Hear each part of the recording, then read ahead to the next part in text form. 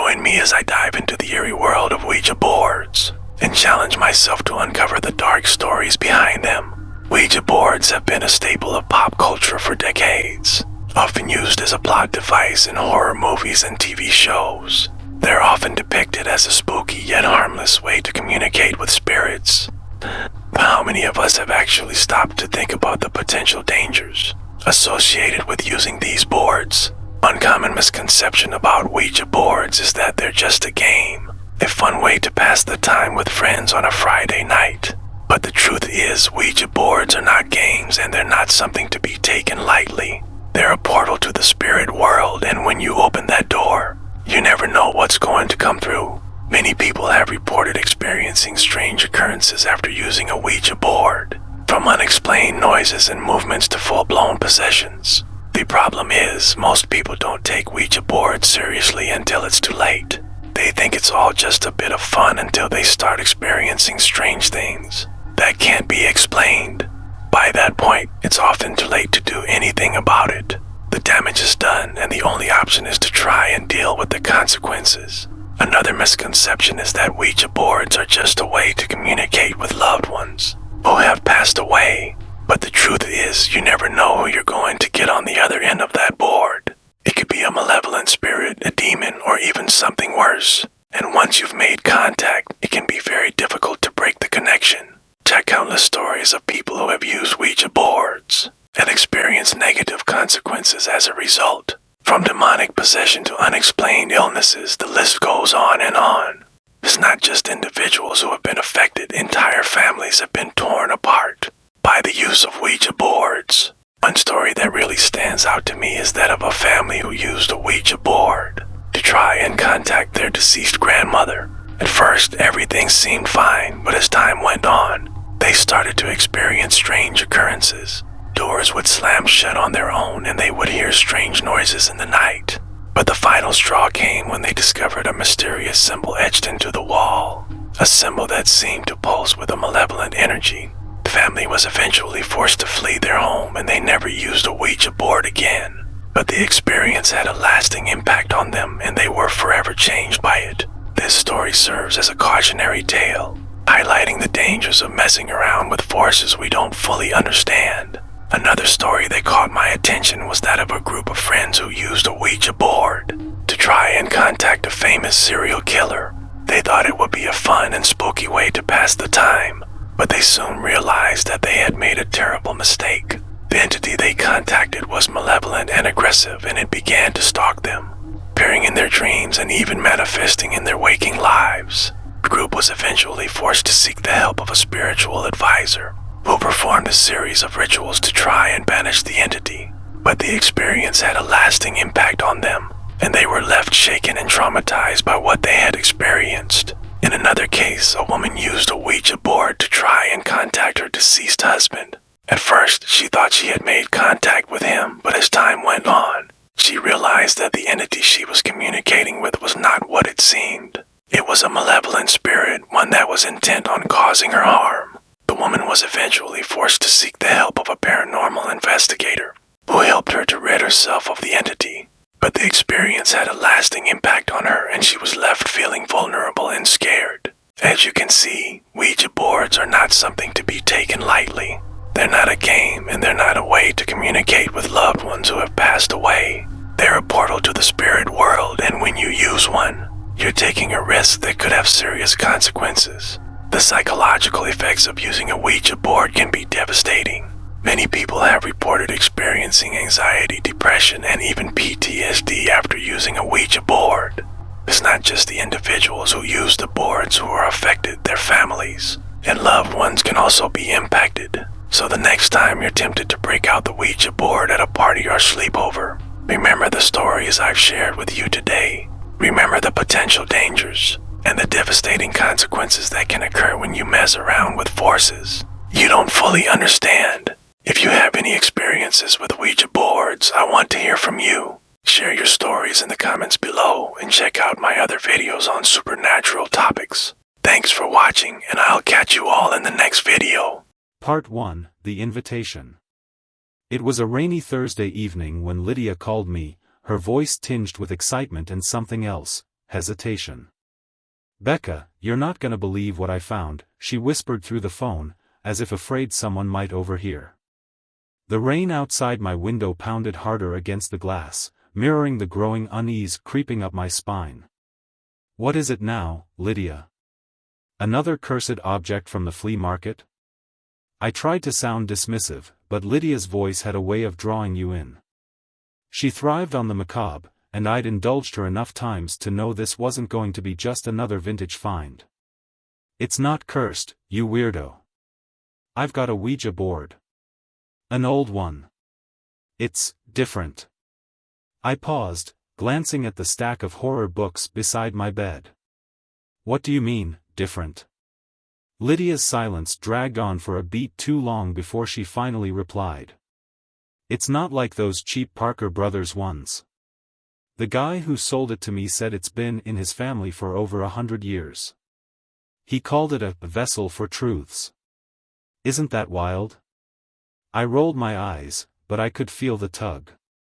Lydia's fascination with the supernatural had led us into some strange situations, but this sounded like another one of her stunts.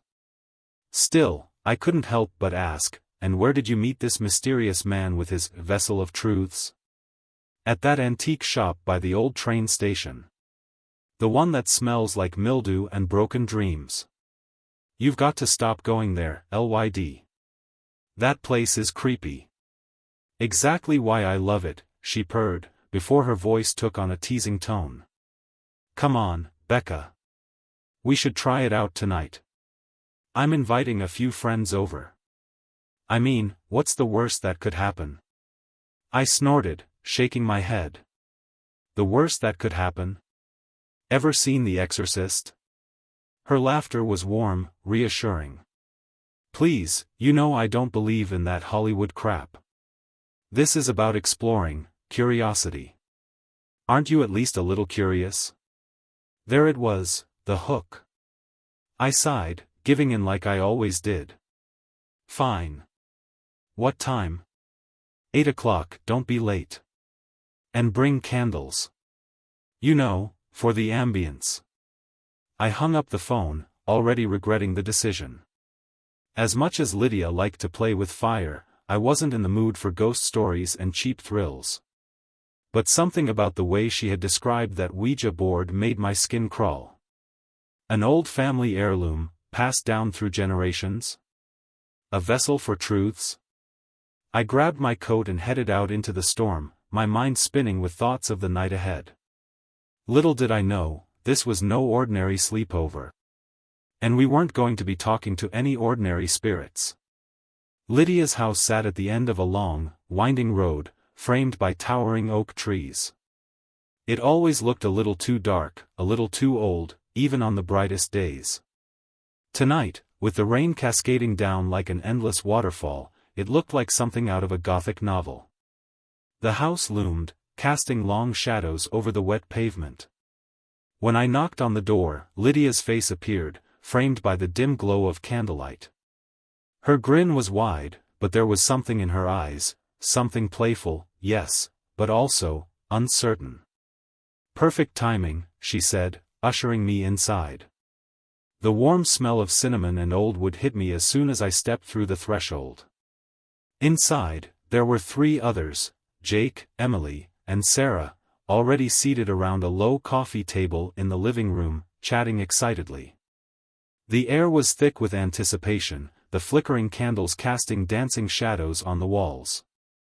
And there it was. The board. It was unlike anything I'd seen. Not the smooth, mass-produced Ouija boards from the toy store. This one looked handmade, its edges rough, the wood dark and worn with age. The letters and numbers were carved deeply into the wood, and the planchette, an odd, angular piece of ivory, seemed to pulse with some unseen energy. "Well, don't just stand there gawking," Lydia said, her eyes gleaming as she pulled me over to the circle. "Let's get started." My stomach churned, but I forced a smile and took a seat. As we all placed our fingers on the planchette, the room seemed to grow colder. The candles flickered, and the storm outside roared, shaking the windows in their frames. Lydia cleared her throat dramatically. Spirits of this house, we call to you. Speak to us through this ancient vessel, this doorway to the beyond. Jake snickered, and Sarah elbowed him in the ribs. Be serious, she hissed. Lydia's face was serious, though. Deadly serious. She leaned in closer to the board, her voice dropping to a low whisper. If there is anyone here, show us a sign. For a moment, there was nothing. Just the sound of the storm raging outside and the soft breathing of my friends. My fingers felt glued to the planchette, the wood cold beneath my skin. Then, it moved. It was subtle at first, barely noticeable. Jake made a face. Okay, who's doing that? I'm not, Emily said, her voice shaky. Swear to God.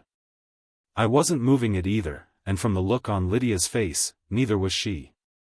Slowly, inexorably, the planchette inched its way to the letter H. My heart began to race. Then it slid to D.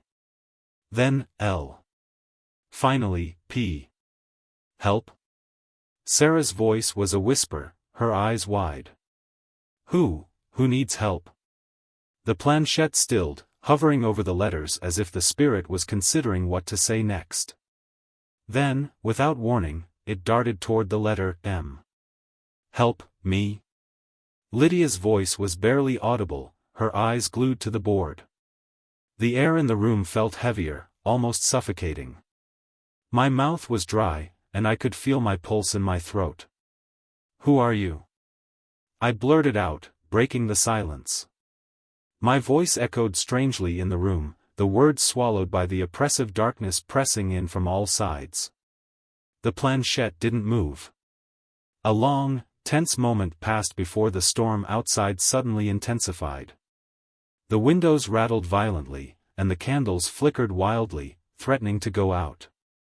The shadows on the walls twisted and writhed, taking on grotesque, nightmarish forms. I don't like this, Emily muttered, her hands trembling. Maybe we should stop. Before she could finish, the planchette shot across the board with a speed that made everyone jump. DATH. Death. A chill ran down my spine, and Lydia's hand flew to her mouth. The storm outside roared louder, as if the house itself was warning us to stop. But we didn't. And the board wasn't done with us yet. Part 2, The Entity. The room was ice cold. I could feel the hairs on the back of my neck stand up as the letters on the board glared up at us, DATH. I wanted to stop. I could see it in everyone else's eyes too, the sudden flash of fear, the realization that this was no longer a game. We should close the session, I said, my voice sounding far away. My fingers trembled as they rested on the planchette. We can't just. Before I could finish, the planchette jerked violently to the side. It felt as if an invisible hand had slammed it across the board, faster than any of us could move. My heart leapt into my throat as the planchette skittered over the letters again. WHO. Who? Lydia whispered, her face pale, lips barely moving. She met my eyes, and I could see the doubt creeping into her mind. Who are you? The room was deadly silent. I could hear the ticking of the clock in the kitchen, the rain hammering against the windows. But beneath that, there was something else, a faint scratching sound. At first, I thought it was coming from inside the walls, but then I realized it was coming from beneath the floor. The planchette twitched. This time, we weren't pushing it. Something else was. Slowly, it moved across the board, spelling out a word, no, a name. Eli. Eli? Emily's voice was barely above a whisper. She was gripping the edge of the table now, knuckles white. Is that your name? Nothing. The room felt heavy, like we were all being pressed down into the floor. The air was thick with a kind of static, the kind you feel just before lightning strikes. I don't like this, Sarah muttered, her voice shaking. We need to stop this. Now. Lydia shot her a sharp look. We can't just stop. We have to close the session properly, or... Crash. The sudden sound of glass shattering made us all jump. Jake let out a yelp, his eyes darting to the window. One of the candles had fallen, knocking a picture frame off the mantel. The glass was scattered across the floor, reflecting the flickering candlelight like shards of broken stars. "Fuck this, I'm out," Jake said, standing up so fast he nearly tripped over the coffee table. "I don't care if it's fake or not, I'm not messing with this shit anymore." "Jake, wait," Lydia started, but he was already heading for the door, grabbing his coat in one fluid motion. The rest of us sat there, frozen, as Jake stormed out into the hallway. The sound of the front door slamming echoed through the house, leaving a deafening silence in its wake. For a moment, none of us moved. We all just stared at each other, eyes wide, breathing shallow. I could feel my pulse pounding in my ears, the tension in the air thick enough to choke on. "We should stop," I said again, my voice firmer this time. "This is too much." Lydia didn't argue. She looked down at the board, her hands trembling as she reached for the planchette. "Okay, let's close it out. Everyone put your fingers on the..." The front door slammed again. But Jake had already left. We all knew that. A chill swept through the room, colder than before, colder than it should have been. The candlelight flickered wildly, casting long, distorted shadows on the walls. I could feel something, someone watching us. It wasn't just the paranoia, the adrenaline. It was real. Lydia's eyes darted to the hallway. Did Jake come back?" Her voice wavered, cracking at the edges. I stood up slowly, my heart racing, and made my way toward the front door. Each step felt heavier, as though the air itself was weighing me down. When I reached the door, I paused, listening. The rain had slowed outside, now a steady, soft patter against the windows. But that wasn't the sound I was listening for. I heard footsteps. Slow, deliberate. Moving from the hallway, toward us. "Becca, what is it?" Emily called out, her voice tense, barely concealing her fear. I swallowed hard, gripping the doorknob. "There's someone in the house." The footsteps grew louder, closer. It wasn't Jake. I knew it. Whoever, or whatever, was walking toward us wasn't Jake. With a surge of adrenaline, I yanked the door open. The wind outside whipped through the hallway, making the candles flicker dangerously. But there was no one there. The space beyond the door was empty, except for the heavy rain falling in sheets just outside. "What the hell?" I whispered to myself, stepping back into the living room. "There's no one." But the moment I turned back toward the others, I saw it. A figure. Standing in the corner of the room, shrouded in shadow. Its outline was vague, like it was made of smoke or mist, shifting and undulating as it stood there, watching us. The figure was tall, unnaturally tall, and its face, it didn't have a face.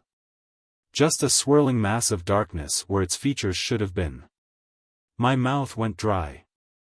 The planchette was still on the board, shaking slightly as if vibrating with unseen energy. Who are you?" Lydia whispered, her voice barely audible. The figure didn't move. Didn't speak. But I felt it, an overwhelming sense of dread, of something ancient and malevolent. It wasn't just a spirit. It was something else. Something much worse. Suddenly, the lights flickered and went out, plunging us into total darkness. I heard Sarah scream, and Emily's frantic breathing beside me. I fumbled for my phone, using its weak glow to light the room. But the figure was gone. "Lydia!" I shouted. "We need to close the board. Now!" Lydia was scrambling to grab the planchette, but her hands were shaking so badly she kept dropping it. I can't." Before I could react, the planchette moved on its own, sliding across the board with unnatural speed. 20. The board wasn't just a game anymore. It was a doorway. And we had opened it. Lydia's breath hitched in her throat. We have to stop this, we have to. Her words were cut off as the figure reappeared, standing directly behind her. Its long, spindly arms reached out toward her, fingers like shadows curling around her shoulders. And then it spoke. A low, guttural voice that seemed to come from everywhere and nowhere at once, shaking the walls, vibrating through our bones. Leave. The candles flickered out. The room plunged into darkness again, but not before we all saw Lydia's eyes roll back, her body going rigid as if seized by some unseen force. Whatever we had invited in wasn't leaving. And neither were we. Part 3, Possession. The room descended into chaos. Lydia. I screamed, rushing toward her. But the moment I got close, the air around her thickened, pushing me back as if an invisible wall had been thrown up between us.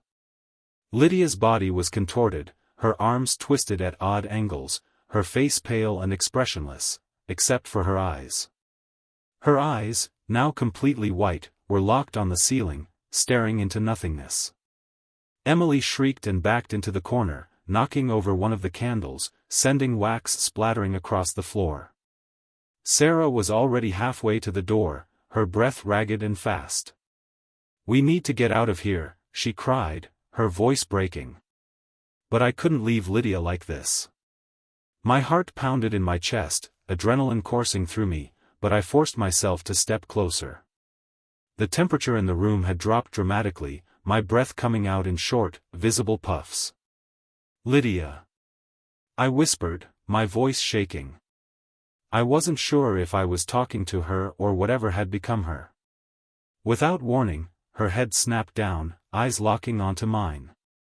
Her lips parted, but it wasn't her voice that came out, it was low, guttural, distorted beyond recognition.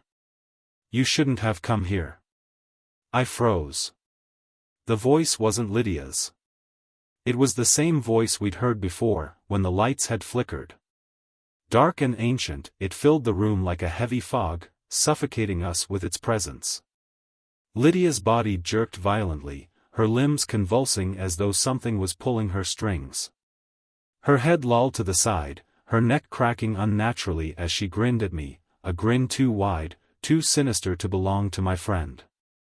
"We need to close the board," I shouted, turning back to the others.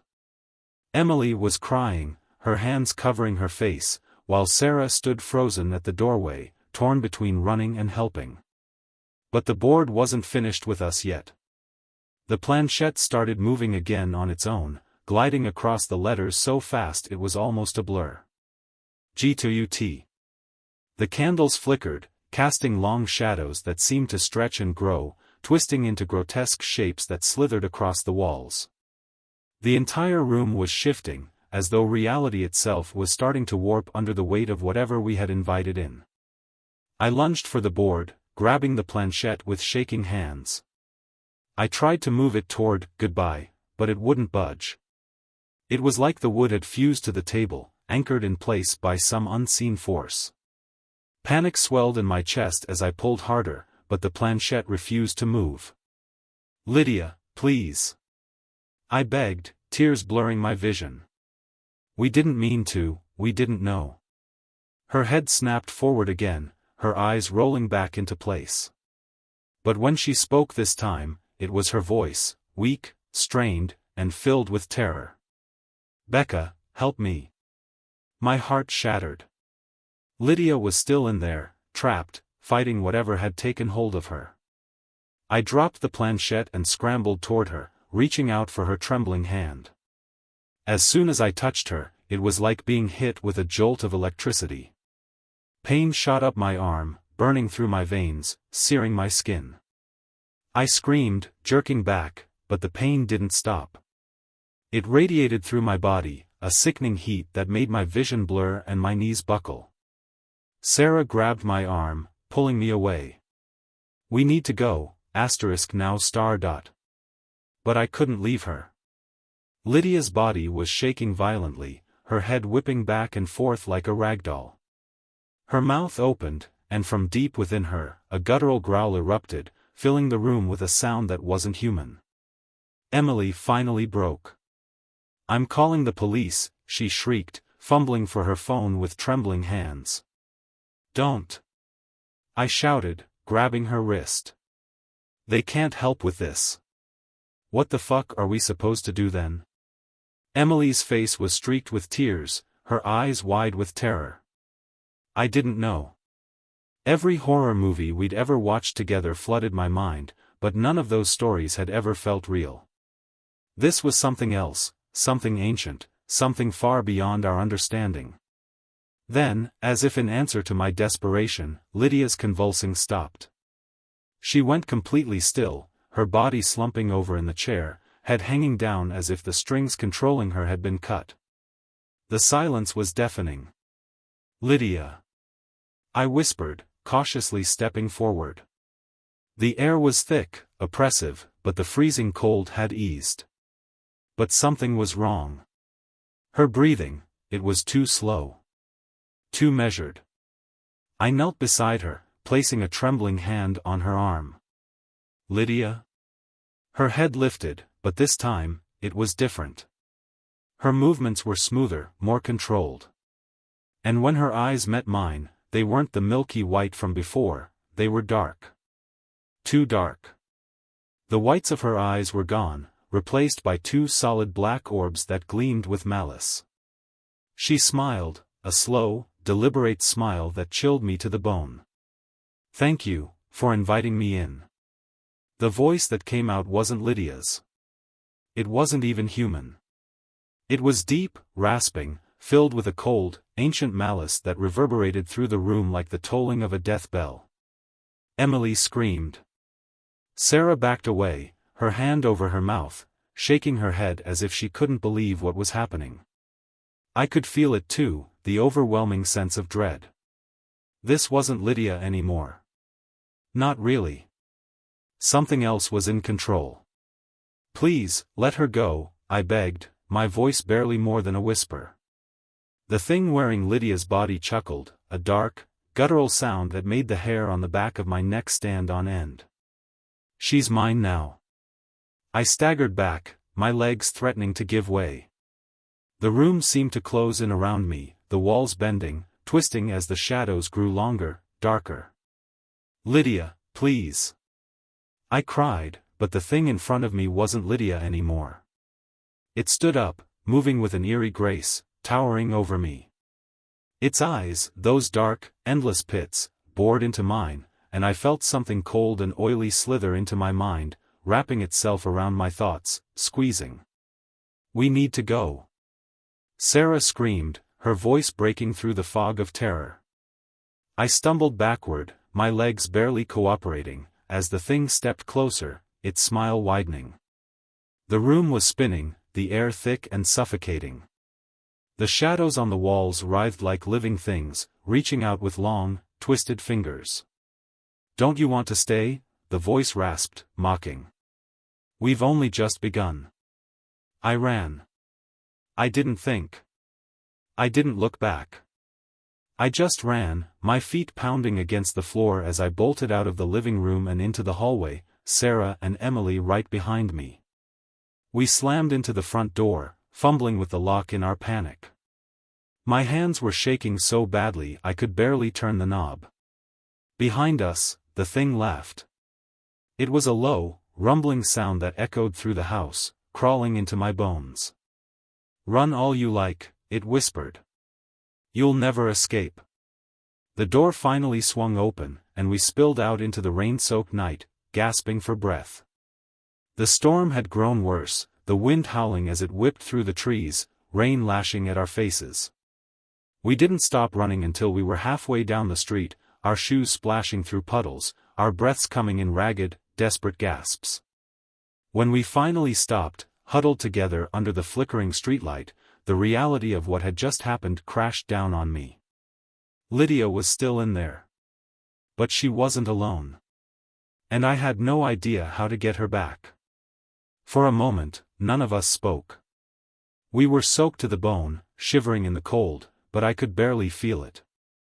All I could think about was the look in Lydia's eyes, those black, empty eyes. What the fuck was that? Sarah finally choked out, her voice barely a whisper. What was in her? I shook my head, tears blurring my vision. I don't know. Emily's breathing was shallow, her hands clutching at her sides. We can't just leave her there. We have to do something. But what could we do? This wasn't something we could explain to anyone. It wasn't something we could fight. We had unleashed something dark, something ancient, and now it had Lydia. And it wasn't going to let her go. Part 4, Descent. We stood in the rain, our clothes soaked through, bodies trembling, not just from the cold, but from the terror that clung to us like a second skin. The reality of what had just happened, what we had unleashed, weighed heavily on us. None of us could process it, and the thought of going back into that house, it seemed impossible. But we had to. Lydia's still in there, I muttered, my voice barely audible over the roar of the storm. My chest felt tight, my heart hammering against my ribs. We can't just leave her. She's gone, Becca. Sarah snapped, her voice shrill with fear. Her eyes darted from the house to me, wild and frantic. Whatever that thing is, it's not Lydia anymore. Shut up. I shouted, my hands balling into fists. That's not true. We just need to figure out how to get it out of her. Emily was crying, her breath coming in ragged sobs as she shook her head violently. How? How the hell are we supposed to do that?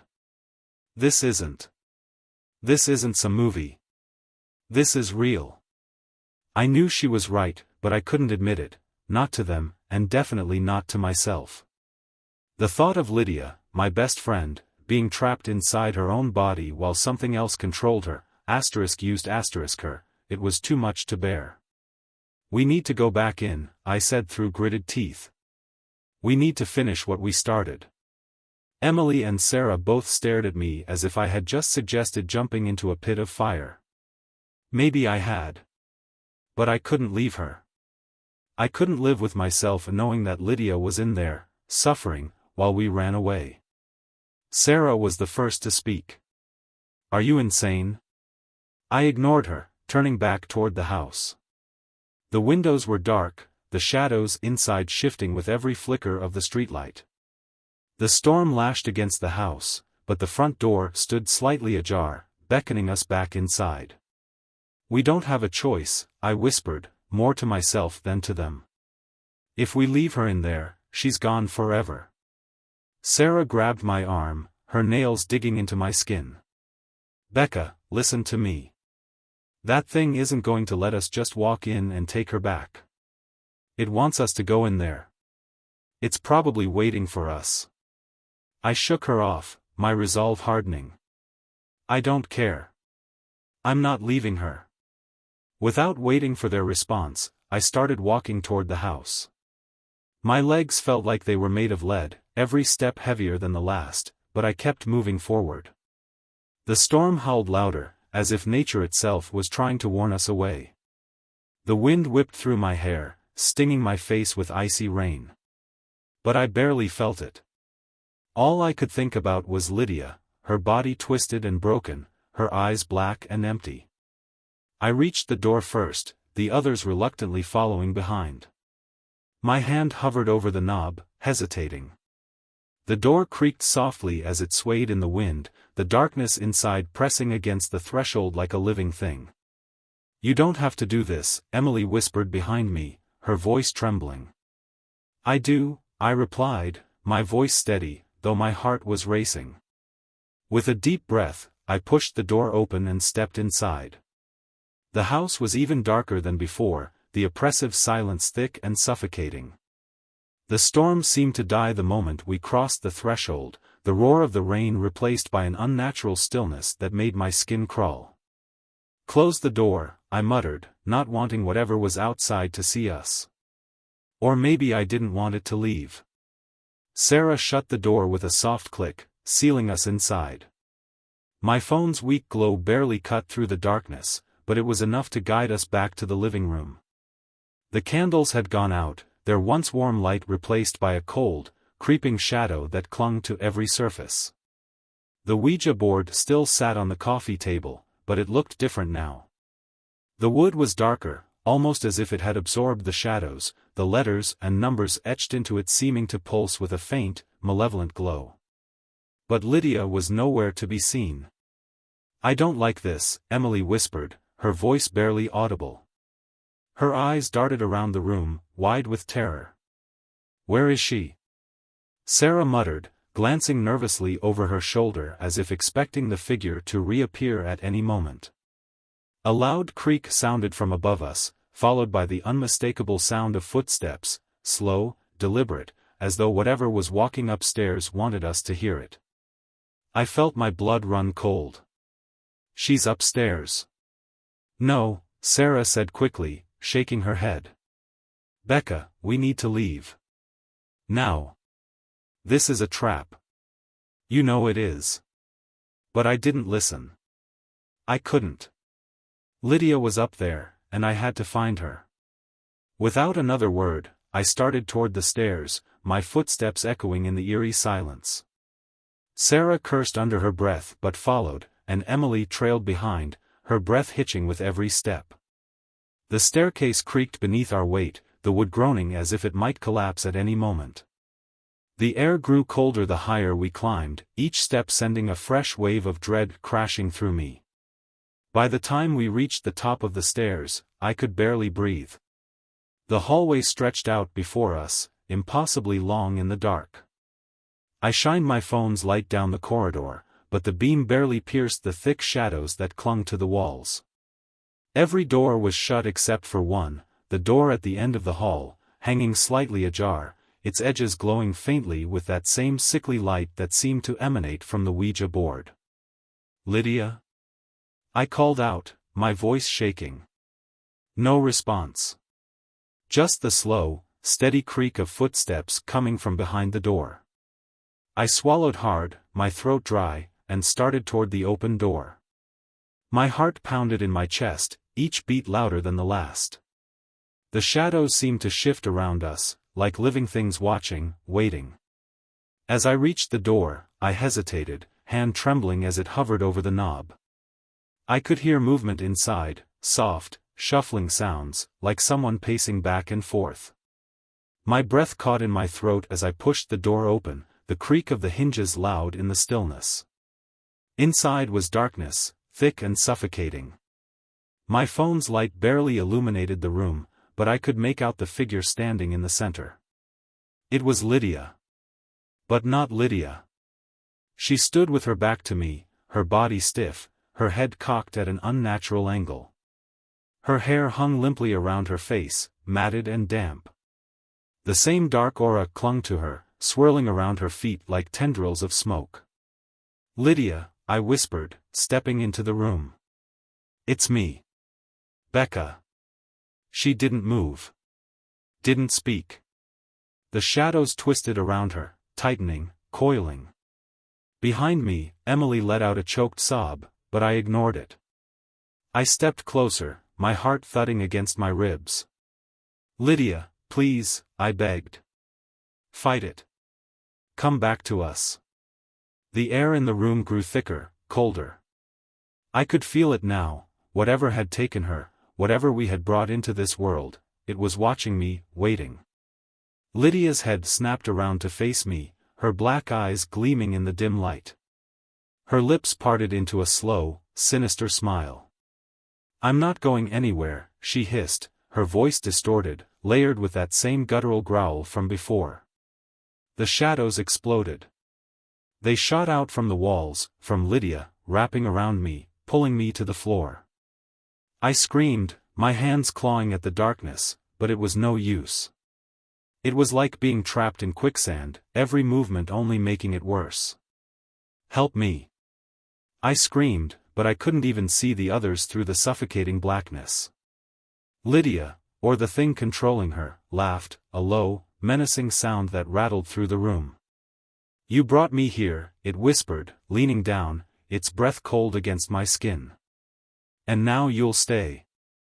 I thrashed wildly, but the shadows held me tight, pressing down on my chest, squeezing the air from my lungs. The room spun around me, my vision going dark at the edges. I could hear the others screaming, but their voices seemed so far away, muffled by the thick, inky blackness swallowing me whole. As the last of the light faded, I saw Lydia's face hovering above mine, twisted into a mask of pure malice. You opened the door, she whispered. And now it's never closing. Then, everything went black. Part 5, The Bargain. I woke up gasping for air, my lungs burning as though I had been underwater too long.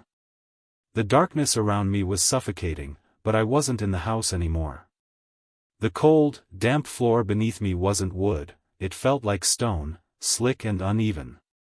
My head throbbed, my body ached, and for a moment, I thought I was dead. But as my senses returned, the distant, echoing sounds of whispered voices filled my ears, voices that didn't belong to Sarah or Emily. These whispers were ancient, cold, and cruel, like the murmurs of something forgotten long ago. I sat up, struggling to see through the gloom. The air was thick and heavy, each breath like inhaling smoke. The shadows around me were alive, twisting and curling like tendrils, but they never touched me, only circled closer as if waiting for something. Hello? My voice cracked, barely more than a whisper. Sarah? Emily? No answer. The only light came from a faint glow in the distance, a pale, sickly light that seemed to flicker and pulse like a dying flame. I stumbled toward it, my legs weak and unsteady, feeling as though I were walking through molasses. The walls, if there even were walls, seemed to shift and change with each step, disorienting me, making it impossible to tell where I was. Then I saw her. Lydia stood just beyond the light, her figure barely visible through the swirling shadows. But something was wrong, horribly wrong. Her once vibrant body was gaunt, her skin pale as though drained of all life. Her eyes, those terrible black eyes, were fixed on me, unblinking, and her mouth was twisted into a cruel smile. Lydia! I shouted, but my voice echoed strangely, swallowed by the darkness around us. She didn't respond. She didn't move. She only stared, as if waiting. I took a step closer, but the shadows between us writhed like serpents, blocking my path, coiling tighter around her. They seemed to be feeding off her, their dark tendrils merging with her skin, sinking into her body like roots digging into the earth. I could feel it now, the presence of something vast and terrible that had taken root in her, something ancient and hungry. Lydia, please, I whispered, tears stinging my eyes. Fight it. You can fight it. Her smile widened, and when she finally spoke, her voice was layered with that guttural rasp, the voice of the thing that had taken her. She's not here anymore, the voice hissed, every word dripping with malice. Lydia belongs to me now. I felt my stomach twist with dread. I wanted to run, but I couldn't. Not from this. Not from her. You can have me, I said before I could think, the words spilling out in a rush of desperation. Just let her go. Take me instead. The voice laughed, low and mocking. The sound echoed through the space, bouncing off invisible walls, growing louder until it was all I could hear. You would give yourself to me? It asked, a hint of amusement curling around the words. For her? I didn't hesitate. Yes. The laughter stopped, replaced by an eerie, unnatural silence. For a long, tense moment, nothing moved.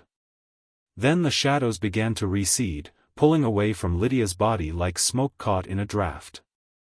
Her form slumped, her head hanging limply, as if whatever force had been holding her up was finally releasing its grip. But I knew it wasn't over. The presence, the thing that had claimed her, was still there, lingering just beneath the surface, watching me with cold, calculating eyes. Come closer, it whispered, its voice slithering through the air like a snake. Let us make a bargain. I took a step forward, my legs shaking, my heart hammering against my chest. I could feel it now, something dark and twisted coiling around my thoughts, sinking its claws into my mind, just like it had done to Lydia. Take her place, the voice murmured. And I will let her go. My breath caught in my throat. I knew what it was asking. It didn't just want my body, it wanted my soul. It wanted to take everything that I was and twist it, corrupt it until there was nothing left of me. But I couldn't let Lydia suffer. I couldn't leave her trapped in this nightmare. I'll do it, I whispered, my voice barely more than a breath. Just, let her go. The shadows stirred, swirling around me, tightening like a noose. I could feel them creeping into my skin, their cold tendrils wrapping around my heart, squeezing. Suddenly, Lydia's head snapped up, her eyes wide with terror. No, she screamed, her voice breaking through the fog of darkness. Don't do it, Becca. You can't. But it was too late. The shadows surged forward, enveloping me in a suffocating blackness. I felt myself being pulled under, my body growing cold, my mind unraveling as the darkness consumed me. And then, nothing. When I woke again, I wasn't in the house. I wasn't even in the darkness anymore. I was standing in the middle of a field, the sun shining down on me, warm and bright. The air was crisp, clean, filled with the scent of fresh grass and flowers. It was peaceful. Quiet. But I knew it wasn't real. I turned slowly, my heart pounding, my breath catching in my throat. The shadows were still there, just beyond the edges of the field, lurking, waiting. They hadn't left. They were just hiding, biding their time. And then I saw Lydia. She stood at the edge of the field, her eyes wide, her face pale. She looked like herself again, no shadows clinging to her, no dark presence lurking behind her eyes. She was free. But at what cost? I could feel it now, the darkness inside me, curling around my thoughts, whispering in my ear. It was patient, waiting for the right moment to strike, to take control. But for now, it was quiet. Lydia took a step toward me, her eyes brimming with tears. Becca. She whispered, her voice thick with emotion. I'm so sorry. I shook my head, forcing a weak smile. It's okay, I said, though the weight of what I had done was already crushing me. You're safe now. That's all that matters. But we both knew it wasn't that simple. The entity wasn't gone. It had just shifted its attention. It had found a new host. And I had willingly offered myself to it. Becca. Lydia's voice trembled, her hands shaking as she reached for me. We can fight this. We can. No, I interrupted, stepping back. You need to get out of here. Go. Before it comes back. But. Go. I shouted, my voice breaking. Please, Lydia, just go. Tears streamed down her face, but she nodded, taking one last look at me before turning and running. I watched her disappear into the distance, the shadows slowly creeping back into the field, filling the space she left behind. The warmth of the sun began to fade, replaced by the cold, biting chill of the darkness that now lived inside me. I had made my choice. I had saved her. But in doing so, I had damned myself. The entity stirred inside me, its cold, twisted presence slithering through my mind, whispering promises of power, of control. But I knew what it really wanted. It wanted to consume me, just like it had tried to consume Lydia. I looked up at the sky, the sun now nothing more than a dim, fading light behind the clouds. I could feel the darkness closing in, tightening its grip on my soul. I had made my bargain. And now, it was time to pay the price.